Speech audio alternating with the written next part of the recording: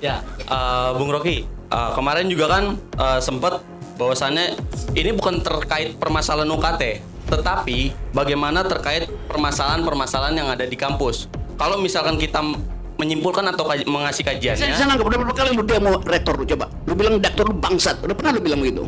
Belum, Bung Rocky. Dan itu karena you sopan pada kekuasaan. Itu poinnya tuh. Itu yang membuat negara mundur. Nanti kesempatan kedua ulangi modus bertanya ya.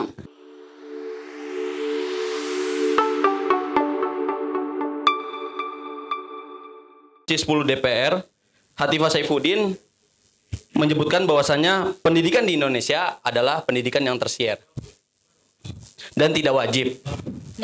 Apalagi kemarin banyak beberapa kampus yang di luar dari universitas swasta, universitas negeri mengatakan bahwasannya mereka menolak bahwasannya UKT itu naik. Tanggapan dari Kaniat tersendiri itu bagaimana ya? Terima kasih. Assalamualaikum warahmatullahi wabarakatuh. Lu nggak ada pertanyaan yang lebih filosofis gitu lah. Coba. Masa lu kayak nanya pada jurnal kayak wartawan bertanya pada narasumber. You gugat itu dari kemampuan Anda untuk marah, bukan bertanya bahwa kalau pendapatnya beda dengan kamu mau ngapain coba. Jadi saya mau tahu, saya mau dapat satu pikiran bahwa konsep pendidikannya gagal di mana itu. Ini bukan soal UKT doang. Kalau misalnya saya setuju supaya bahkan saya ingin supaya Jokowi itu putuskan bahwa dari SMA nggak usah tutup aja sekolah-sekolahnya. Tetapi dengan konsekuensi SMP orang udah bisa bicara Inggris itu. Itu dasarnya tuh. Coba pakai otak dikit kalau bertanya tuh. Ya, Bung Rocky, kemarin juga kan sempat bahwasannya ini bukan terkait permasalahan UKT, tetapi bagaimana terkait permasalahan-permasalahan yang ada di kampus. Kalau misalkan kita menyimpulkan atau mengasih kajiannya. Saya nggak berapa kali lu demo rektor lu coba. Lu bilang rektor lu bangsat. Udah pernah lu bilang begitu? Belum, Bung Rocky. Dan itu karena you sopan pada kekuasaan. Itu poinnya tuh. Itu yang membuat negara mundur. Nanti kesempatan kedua ulangi modus bertanya ya. Aku ini dulu ya. Iya, pertama sebenarnya mungkin mau meluruskan jurnalis dulu ya. Jadi kemarin itu waktu aku akhirnya buka beritanya yang soal pernyataan Kemdikbud itu, kayaknya kesalahan penerjemahan mungkin di situ ya. Jadi beberapa media itu bikin headline-nya Kemdikbud bilang kuliah adalah kebutuhan tersier. Padahal Kemdikbud nggak bilang gitu. Jadi kalau kita lihat beritanya, Kemdikbud bilang kuliah itu masuk tertiary education. Nah, tertiary education itu bukan kebutuhan tersier ya. Tertiary education itu dari sisi tingkatan. Jadi ada primary, secondary, tertiary education nih. Nah, program wajib belajar yang ada di Indonesia sekarang tuh 12 tahun. Jadi cuman primary, secondary. Nah, jadi Kemdikbud bilang dia nggak masuk nih dalam si program wajibnya karena dia tertiary. Jadi Kemdikbud cuma nyebutin kebijakan yang udah ada doang. Dia sebenarnya nggak menjawab juga sebenarnya pertanyaan soal UKT. Tapi dia juga nggak bilang bahwa kuliah tuh kebutuhan barang mewah, maksudnya kebutuhan tersier. Jadi kemarin akhirnya terjadi kesalahpahaman karena media tuh, karena media bikin headline yang begitu ya, yang salah, nggak tepat, nggak sesuai dengan apa yang disampaikan sama Kemdikbud. Nah tapi kemudian bener tambahan insight juga tadi dari Mas Rocky ya, kayak soal kan pertanyaannya kan apakah kuliah ini perlu kita perjuangkan supaya semua orang bisa kuliah misalnya gitu. Mungkin itu salah satu pertanyaannya ya. Nah tapi mungkin itu pertanyaan untuk di masa depan, maksudnya untuk di lain waktu. Karena untuk yang sekarang menjadi masalah itu kan adalah orang-orang yang sudah berkuliah. Jadi orang-orang yang sedang ada di kampus hari ini mengalami masalah UKT gitu ya. Nah sorry tuh saya kalau aku melihatnya memang maksudnya masalah ini tuh to be expected gitu. Karena dari awal sistem untuk kita mengelola pendidikan tingginya itu sendiri yang emang chaotic ya dari sisi penganggarannya, kemudian penyerapan anggarannya, alokasi anggarannya kemana dan lain sebagainya. Akhirnya ujungnya terjadilah tadi kenaikan uang yang ditarik dari mahasiswa. Nah tapi pertanyaan yang lebih mendasar dari itu emang kalau kita bicara masa depannya ya, maksudnya desain kebijakan untuk pendidikan tinggi itu sendiri, ya benar kata omongan Mas Rocky juga, kayak kita sebenarnya butuh orang kuliah tuh untuk apa nih gitu kan, maksudnya untuk misalnya skill apa atau pengetahuan apa atau gimana, dan dari situ kita lihat apakah memang semua orang perlu itu misalnya kan. Nah kalau dari standar aku sendiri misalnya semua orang perlu bisa baca, nah apakah itu perlu kuliah? Mungkin cukup sampai kelas 12 atau bahkan mungkin cukup sampai kelas 9 misalnya. Nah itu dari satu sisi kebutuhan pendidikan yang universal buat semua orang tuh butuhnya apaan aja, itu satu. Nah yang kedua dari sisi industrinya, kan kemarin banyak yang protes juga bahwa ya kalau kuliah nggak bisa buat semua orang, industrinya mensyaratkan kuliah berarti orang nggak bisa kerja dong, gitu kan? Karena katanya kan syarat kerja S1.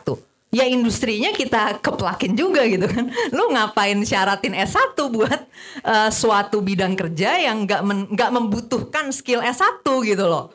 Ya contohnya kan namanya universitas itu kalau kita lihat backgroundnya ada universitas ya, itu kan sebenarnya kebanyakan skill yang dibangun adalah skill riset gitu. Karena mereka diharapkan memproduksi ilmu pengetahuan gitu. Nah, kalau kita bayangin proporsi masyarakat semuanya jadi tukang riset juga nggak make sense ya kan. Harusnya proporsinya tuh nggak mungkin misalnya 70% yang riset, ya siapa yang eksekusi risetnya gitu. Maksudnya udah ketemu riset terus siapa yang bikin teknologinya. Jadi biasanya emang yang riset tuh pasti dikit.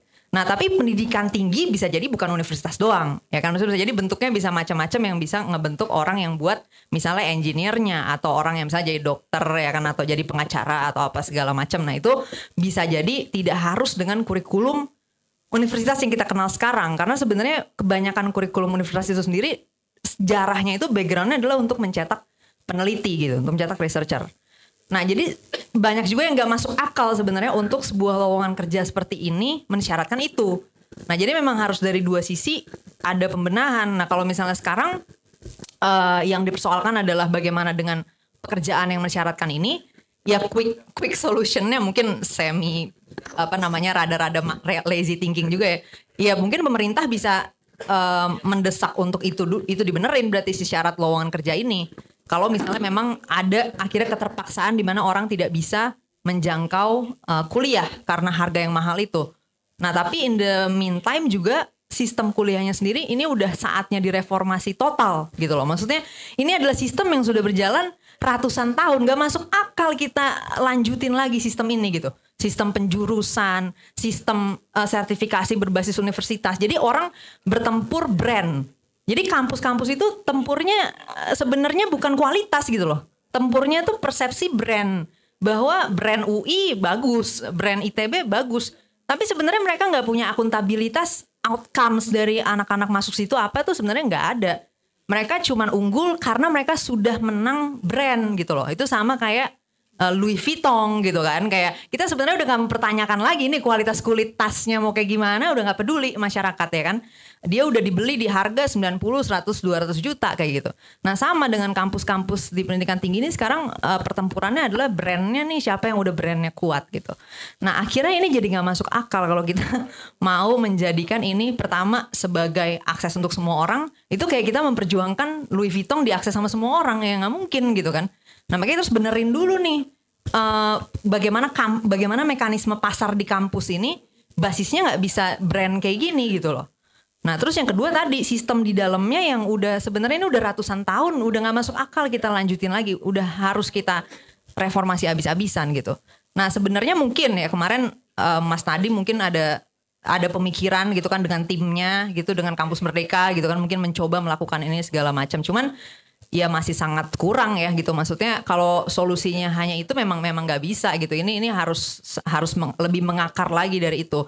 Kalau aku sendiri memang ngelihat udah nggak relevan lagi kita membiarkan sertifikasi itu basisnya brand kampus gitu. Harusnya bikin sertifikasi nasional ya, untuk setiap skill gitu. Jadi nggak ada tuh namanya misalnya dokter lulusan UI, dokter lulusan UNER nggak kayak gitu. Tapi ya dokter sertifikasi Indonesia gitu. Sertifikasi misalnya ID.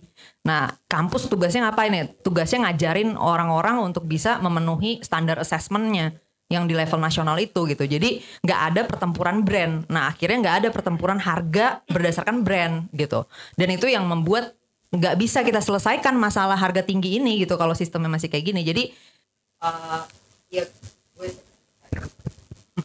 aku sendiri bisa cukup mengerti dalam artian kayak kalau misalnya ternyata anggarannya nggak tersedia segala macam, ya sangat masuk akal sebagai konsekuensi gitu loh, karena sistemnya membuat harga kampus memang bisa selangit begitu gitu kan, karena memang begitu, barangnya scarce, basisnya brand, ada status game di situ, jadinya orang beli itu karena status, karena gengsi, karena prestis segala macam. Jadi susah untuk kita men-treat dia menjadi barang yang lebih aksesibel gitu. Itu kayak tadi balik lagi brand-brand mahal, misalnya Porsche, kan kita nggak mungkin bilang ke Porsche kayak lu lebih aksesibel lagi dong, nggak mungkin kan. Jadi brand-brand kampus ini dengan pertempuran brand membuat pendidikan tinggi memang sulit untuk kita bisa treat menuju lebih aksesibel lagi, kecuali kita hancurkan nih pasar brand ini. Jadi kita matiin sekalian, cap nggak usah dari kampus, cap dari nasional. Kampus silakan buktikan punya kualitas pengajaran yang bagus sehingga lulusan-lulusannya bisa mencapai standar nasional. Nah, sehingga lulusan-lulusan dari situ bisa punya sertifikasi nasionalnya dengan baik, misalnya dengan baik, dengan cepat, dengan efektif dan lain sebagainya. Nah, kalau sekarang sebenarnya kampus nggak punya akuntabilitas kualitas. Kampus hanya punya brand. Jadi kita sebenarnya nggak tahu apakah kampus menghasilkan lulusan yang bagus atau enggak segala macam. Kampus itu bisa jadi cuma dapat kapital yang udah bagus aja dari awal. Jujur aja ya, misalnya kayak aku ngeliat masuk UI ya, semua orang mau masuk situ ya pasti filternya jadi ketat. Akhirnya kampus dapat kapital yang bagus. Nah tapi sebenarnya kita nggak tahu pihak kampusnya sendiri apakah memberi anak-anak ini dengan fasilitas pengajaran yang benar, misalnya referensi yang bagus. Kalau aku sendiri sebagai mahasiswa ngeliat bisa terhitung jari dosen yang bagus, dalam artian standar berpikirnya benar, kualitas penulisan dan kalimatnya terstruktur dengan baik, dan bisa merespons diskursus di kelas dengan ya tajam lah gitu ya, tajam dan kritis. Itu sangat sedikit dosen yang seperti itu. Nah artinya kan tidak ada sebenarnya akuntabilitas dari sisi kualitas tadi fasilitas pembelajaran ini. Nah jadi dari sisi sistemnya tuh itu semua sebenarnya yang membuat masalah harga ini akan terus terjadi. Kita nggak bisa selesaikan gitu, karena pada akhirnya dari pihak Kemdikbud akan bilang ya saya masih punya KPI di wajib belajar gitu. Sekarang teman-teman tahu di Jakarta aja tuh jumlah kursi yang tersedia di Jakarta dibandingkan dengan jumlah anak yang butuh ya. Jadi yang usia belajar di situ untuk SMP tuh 2 kali lipat. Jadi SMP jumlah kursinya misalnya 40, anak yang butuh tuh 80. Jadi kita tuh masih kurang 100% gitu kan, kurang kursinya tuh gitu untuk SMP. Untuk SMA, SMK itu 3 kali lipat. Jadi kalau nggak salah jumlah kursi yang tersedia sekitar 60.000 gitu ya, yang butuh tuh sebenarnya 150.000. Nah jadi Kemdikbud dengan anggaran yang tersedia bisa jadi akan bilang ya saya harus memprioritaskan primary secondary ini karena ini yang wajib belajar. Nah akhirnya disitulah terjadi pengorbanan di tersierinya gitu. Nah makanya ini secara sistemik perlu dilihat lagi gitu. Maksudnya sistem kita ini harusnya kayak gimana, dan apakah di pendidikan dasar ini juga kayak tadi pertanyaan dasar dari Mas Rocky tadi, apakah pendidikan dasar kita sudah menghasilkan outcomes yang dibutuhin gitu kan. Kalau sekarang ini yang terjadi, kalau yang aku lihat adalah kita mengakumulasi inkompetensi. Jadi karena pendidikan dasar kita itu kapasitasnya terbatas banget ya. Jadi anak-anak seringkali diluluskan tanpa kompetensi yang dibutuhkan. Akhirnya di setiap jenjang itu kita mengakumulasi inkompetensi sampai ke kuliah gitu. Jadi bayangin kita masuk kuliah tuh bisa ada orang belum bisa baca. Belum bisa baca bukan belum bisa mengeja ya.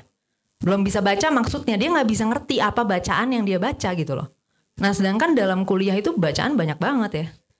Nah jadi kalau kualitas pendidikan dasar kita begini, sebenarnya kita paksa orang-orang lebih banyak S2, S3 juga, sorry to say aku bisa bilang useless gitu. Nggak berguna gitu. Maksudnya kita punya lulusan S2, S3 dengan kualifikasi SMP. Udah pernah ada tes literasinya bahwa mahasiswa Indonesia kemampuan membacanya setara dengan anak SMP di Denmark kalau nggak salah itu ya. Ada tes literasinya waktu itu di survei gitu. Dengan hal seperti ini ya sangat disayangkan, jadinya sebenarnya sertifikasi yang naik mau kita punya lebih banyak S2, S3 pun itu sebenarnya tidak membentuk kolam sumber daya manusia yang yang bagus gitu sebenarnya. Jadi sebenarnya nggak ada peningkatan real dari kualitas SDM ya, hanya peningkatan jenjang sertifikasinya doang gitu. Oke. Itu aja sih komentar aku. Thank you. Boleh kasih tepuk tangan untuk Kakak Nia. Selanjutnya kami minta untuk mungkin diundang untuk bicara Pak Eko dari Yayasan Pendidikan Soekarno. Silakan Bapak. Oke. Baik, terima kasih. Ini didengarkan nih Mbak. Assalamualaikum warahmatullahi wabarakatuh. Bapak Ibu sekalian yang saya banggakan. Kita kembali ke tema dialog pada siang hari ini. Kalau kita bicara soal kebangkitan nasional, itu memang tidak bisa berdiri sendiri. Dalam kacamata Bung Karno, momen itu disebut sebagai momen nasionalisme his, kesadaran nasional. Lalu baru masuk ke 28, Sumpah Pemuda, itu nasionalisme will, keinginan untuk kita menjadi satu nation. Endingnya adalah tahun 45, nasionalisme dat dengan proklamasi. Kemudian diisi dengan konstitusi produk proklamasi. Nah, kita mesti melihat konteks itu secara menyeluruh. Yang jadi hari ini yang kita bahas itu, Bapak Ibu sekalian, adalah derivat. Satu akibat dari kita tidak taat lagi kepada konstitusi proklamasi. Sehingga semua yang kita omongkan itu hanya akibat dan tidak akan selesai. Kenapa demikian? Konteksnya kalau dalam metode Bung Karno bahwa Pancasila itu sebagai satu filosofi Groundslag, satu Tansaung, pandangan hidup, punya dua fungsi. Fungsi pertama sebagai meja statis, tempat kita berkumpul sebagai satu nasion, apapun sukunya, apapun agamanya, secara nasional, melting pot. Tapi tidak cukup. Beliau bilang ada satu lagi yaitu sebagai lesar dinamis, bintang penuntun arah. Mau dibawa kemana bangsa ini? Mau pakai sistem yang kanankah atau yang kirikah? Atau sistem sendiri? Bung Karno jelas 1 Juli mengatakan bahwa kita punya sistem sendiri. Sistem politik, sistem ekonomi, dan sistem sosial dan sebagainya. Jadi bukan sistem yang mengadopsi atau mencontoh atau menjadi proksi sistem sudah ada.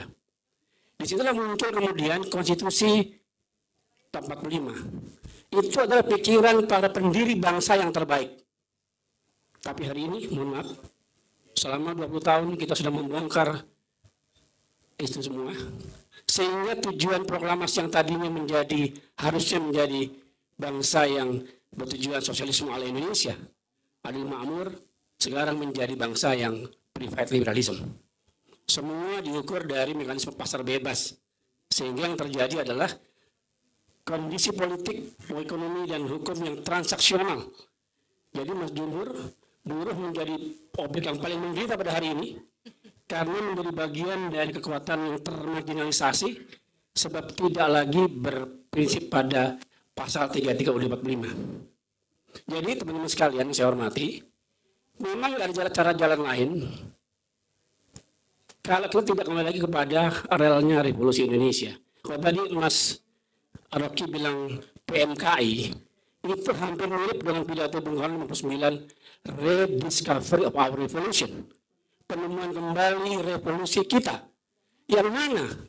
Yaitu relnya konstitusi yang original content. Bukan konstitusi hasil amandemen 4 kali, Mas Rocky. Ya, ini sebetulnya tujuan. Bukan original content, original intent. Original intent, terima kasih koreksinya. Itu bedanya kalau filosofi, jangan Mas Rocky ya. Jadi original intensi. Maksud awal. Oke. Itu yang harusnya justru kita perjuangkan pada saat ini. Karena kalau kita hanya bahas soal derivat, tidak akan selesai. Ya. Tadi yang dibilang KKN segala macam berat derivat term yang liberal kapitalistik, yang begitu pre-marketibalistik. Jadi saya support teman-teman kayak Bang Hatta ini, dan kami dari UBK tidak setuju dengan proses amandemen 4 kali. That's why kenapa kami melawan pemerintahan pada waktu itu. Termasuk tadi yang Mas Daeng bilang, di mana PDIP pada waktu itu? PDIP termasuk partai yang mendukung terjadinya amandemen 4 kali. Ya. Jadi itu salah satu hal kenapa kami berbeda dalam melihat situasi yang terjadi. Kita tidak bicara lagi derivat, tapi bicara bagaimana solusinya, Mas Rocky. Solusi untuk kembali menemukan Indonesia kembali. Rediscovery of our revolution. Jadi kesimpulannya Mas Bang Ganda, memang ada cara jalan lain bahwa kita semua sama bandaling van alle, bersatu padu gitu, ya, van alle krachten in de natie untuk kembali lagi kepada relnya revolusi kita, yaitu Konstitusi 45 yang pertama dideklarasi oleh para pendiri bangsa. Tanpa itu kita kualat, salah jalan, ya salah jalan. Ini kita bisa salah jalan. Jadi kita mau bahas apapun, etika sama bohong semua itu. Gombal mugio, ya, bohong. Itu karena tidak punya etika berbangsa, maka akibatnya seperti ini. Ya, kita lawan KKN dulu kan, sekarang malah lebih gila lagi KKN, jadi kita nggak bisa ngapain. Sebab pemerintah tidak punya kontrol. Dulu sistem kita MPR lembaga tertinggi negara yang mengontrol pemerintah dengan GBHN-nya. Hari ini tidak ada. Orang bilang itu tidak demokratis. Siapa bilang? Seolah demokrasi itu hanya kalau langsung dipilih baru demokrasi. No. Indonesia punya cara sendiri. Ya, demokrasi kita itu katanya Pancasila yang mana? Kalau Bang Gana orang Sumatera Utara, di situ ada medali Hanato, betul. Itu demokrasi ala Bang Gana. Ya kan? Kalau saya orang Jawa ada gotong royong. Yang orang Sunda ada asasi asuh. Itu Pancasila. Itu demokrasi. Yang orang Minang ada 3 turu sajarangan, betul kan? Yang orang Bali ada Balai Banjar. Yang orang Sulawesi Selatan Utara ada Mapalus. Itu demokrasi Indonesia. Yang hari ini dihilangkan faktor musyawarahnya. Yang ada hanya langsung tanpa ada perwakilan. Maka ada pimpinan tadi yang macam bilang, Sultan sebenarnya sudah mulai protes. Lah iyalah, Sultan ikut bantu kita waktu merdeka kok sekarang nggak diperhatikan.